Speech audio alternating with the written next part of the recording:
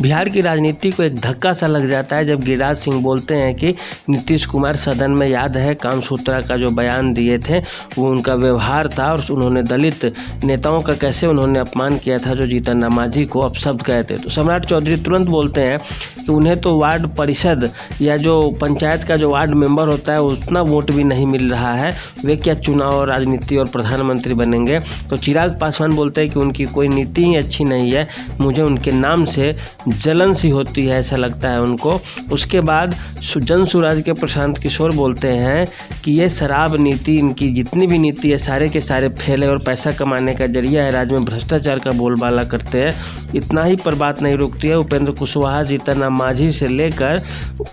राजद के सुनील सिंह तक बयान दे देते हैं और उसे गलत रूप में प्रस्तुत करके लोग समझने लगते हैं और इनके ही खिलाफ जनमानस का जो विचार है और रुझान है हो जाता है। तो अब हम यही बात करेंगे कि आखिर ऐसा क्यों होता है। दरअसल जितने भी सहयोगी पार्टियां हैं, विपक्षी एकता के बात में की जाए या जो विपक्षी पार्टियां भी बिहार में हैं, तो उसमें रालोसपा भी है, हम पार्टी भी है, जीतन राम मांझी का, चिराग पासवान भी साथ है और राजद का भी भले ही गठबंधन हो लेकिन वह आगे की लड़ाई की भी राजद अपनी तैयारी कर रही। इसीलिए नीतीश कुमार के हर बात में हाँ में हाँ मिलाना उनके लिए सही नहीं है।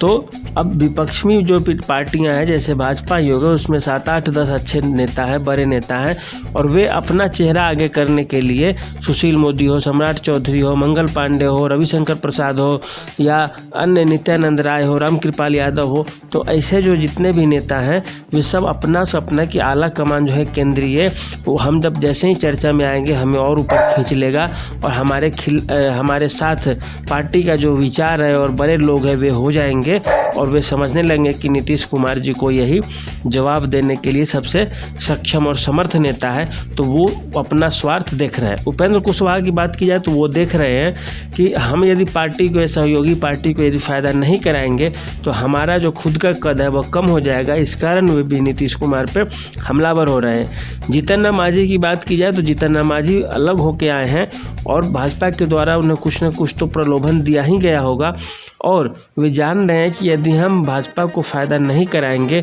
तो फिर भाजपा हमें क्यों रखेगी या हमें रखने से उन्हें क्या फ़ायदा। इसी कारण भाजपा उन्हें बार बार दिल्ली बुलाती है और यहाँ से गाइड किया जाता है कि अब आप ऐसे कीजिए, आप ऐसे कीजिए। उसके बाद चिराग पासवान की बात की जाए तो वे आज से नहीं, जबकि भाजपा साथ ही उसी समय से नीतीश कुमार को विरोध करते हैं। इसलिए कि जब नीतीश कुमार की पार्टी जब टूट जाएगी, ख़त्म हो जाएगी उनके बाद, उसके बाद जो उनका वोट बैंक होगा वो राजनीति का जो हिस्सा होगा वो हम करने लगेंगे और जो